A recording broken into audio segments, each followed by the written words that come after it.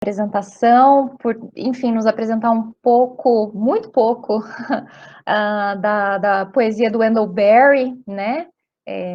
Enfim, desse poeta da natureza, ecopoeta. Ainda não sabemos muito bem como classificá-lo, né, dentro das tradições. E trazer enfim, essa visão e esse ferramental também da ecossemiótica e da ecotradução, que com certeza nos auxiliam a compor, então, as nossas análises e as nossas perspectivas de análise ecocríticas. Acho que esse contato com a tradução é essencial, principalmente pelas três, né, possibilidades de tradução que você nos apresentou aqui, que acho que também dialoga muito com o que o professor Sérgio Medeiros colocou aqui, né, dessa retradução, né, se colocar, né, a obra em outro lugar, em outro contexto. E deixa eu dar uma olhada aqui e ver se há alguma pergunta. O Vanderlei Souza Lopes coloca que não entendi o início quando o Yuri diz sobre as noções de signos em Saussure e Peirce. Você prefere a semiótica persiana ou há uma inconsistência na semiótica francesa? Veja se você quer falar um pouquinho sobre isso. Tranquilo, eu posso comentar isso. Em questão de preferência, para mim, acho que não. Eu não sei dizer qual que eu prefiro, se a semiótica persiana ou a francesa. Como estudante de semiótica, a gente aprende a gostar das duas. No Brasil, pelo menos no âmbito literário e linguístico, a semiótica francesa, o modelo saussuriano, é o mais utilizado, mas no âmbito... Só um adendo aqui. Aí o Vanderlei coloca um PS no seu Ah, estudo, né? Pensando sim. nessas duas perspectivas a partir da tua tradução. Tá. Tranquilo. Pois é.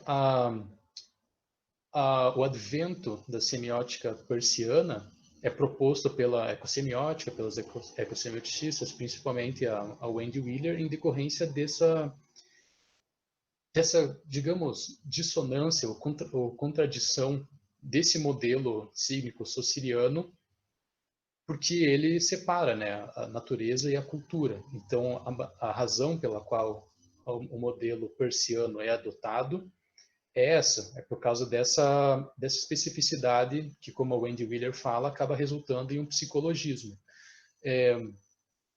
Eu não acho que seja uma questão assim tão extrema, ou que seja absolutamente necessário abandonar completamente Saussure, porque, enfim, como a própria Wendy Wheeler fala, isso é o que se fez de Saussure, não é? Se não me engano, ele não chegou a publicar de fato as suas notas, e o curso de Linguística Geral que nós temos são anotações que os alunos de Saussure fizeram.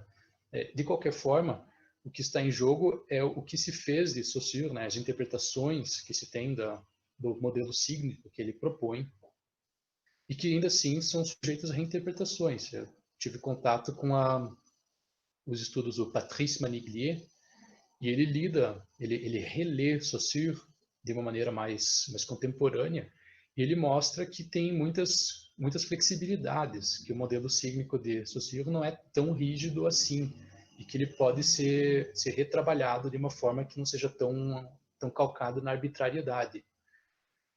Então, essa é uma possibilidade também para a ecossemiótica e para a ecocrítica explorar no futuro,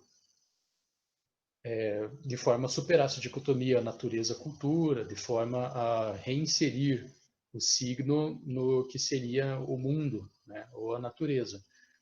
Mas é só por uma questão metodológica operacional mesmo que essas vertentes, que a ecossemiótica prefere a semiótica persiana, por reconhecer no que se fez no modelo sígnico siciliano essa espécie de insistência numa dicotomia que a ecocrítica vem tentando superar há muito tempo, que o pensamento ecológico vem tentando superar há muito tempo, e por destacar completamente a linguagem do mundo, da natureza. Não sei se deu para responder direito a pergunta. Obrigada, Yuri. Por enquanto, não temos mais nenhum apontamento. Eu poderia fazer um comentário, pode ser? Para o Claro, Yuri? professor, com certeza. Eu acho que o Saussure, né, tem um outro lado secreto dos anagramas, palavras sobre palavras, em que ele buscava uma segunda língua sobre a língua, e que era a língua dos poetas e dos bruxos, dos druidas, de tudo. Então ele achava que desde a antiguidade, né, do sânscrito para cá, passando pela cultura latina, até chegar talvez no contemporâneo, né, existiria uma estratégia poética que o poema a quem você dirigia, ou o Deus que era invocado, ou as plantas, haveria anagramas, quer dizer, haveria uma sugestão, seja através mesmo de palavras, das letras, ou dos sons, né? Paronomásias aí que por trás você desvendaria ou ouviria essa invocação. Eu acho que o Joyce faz muito isso no Henrique Flor. E está por trás daquela nomeação das palavras, na verdade, um elencar das letras do alfabeto das árvores antigo, quer dizer, sem precisar recorrer ao alfabeto em si. Né, eu acho que o Saussure pode ser muito útil, né, esse Saussure secreto, que só foi descoberto depois, quando se encontraram os cadernos, nos anos 60, já os cadernos são numerosos cadernos que a família guardou, não revelou para ninguém, em que ele teorizou, analisou a poesia do sânscrito, do latim, né, do italiano também moderno, buscando essa a segunda palavra sob a palavra, quer dizer, então que seria a verdadeira linguagem dos poetas. Então esse é um lado, eu acho que é a ser levado em conta, né? Eu acho precioso esse lado do Saussure, por exemplo. Com certeza, professor Sérgio, obrigado por levantar essa questão, e que realmente é exatamente isso, né? Esse lado secreto do Saussure. Eu lembro que o Patrice Maniglier também tem um texto, ele escreveu bastante sobre o Saussure, reinterpretando. Ele tem um texto sobre a relação, um texto não, se não me engano é tese, doutorado dele, ou um livro desse tamanho, e uma das partes dela é devotada à relação entre o Saussure e o simbolismo francês. Ele traça uma espécie de paralelo com Mallarmé, e acho que o Rimbaud também, se não me engano, e com o próprio Saussure, e fala dessa questão que não é mais tão rígida, tão logicamente rígida, e que parte também para a consideração sobre analogias e sobre sinestesia. E eu concordo, esse é um lado que precisa ser redescoberto e colocado de volta em questão no próprio campo da teoria literária, teoria linguística, para justamente ajudar a repensar esses radicalismos, essas polarizações.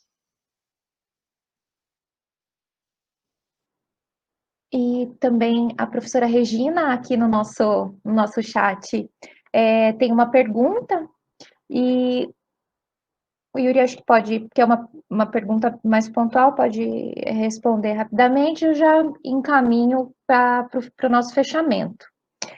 Então, na tradução, no caso da inexistência de um termo na língua de chegada, a sua solução foi encontrar um equivalente dentro do mesmo campo semântico. É isso? Basicamente isso. Eu iria um pouco além, não é só o mesmo campo semântico, é o mesmo campo, um campo existencial ou botânico, né?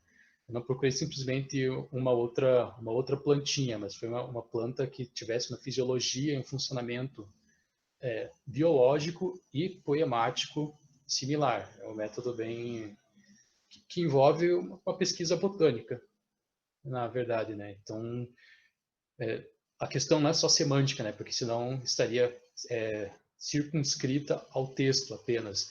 E foi necessário extrapolar isso um pouco, levando em consideração o texto, mas também o que está fora dele.